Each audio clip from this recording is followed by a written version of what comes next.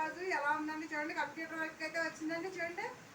చాలా బాగుంది కదండి. డిజైన్ అంతా ఎక్సలెంట్గా ఉందండి. చాలా బాగుందండి. హ్యాండ్ అంతా వచ్చిందండి వర్క్ అయితే చూడండి.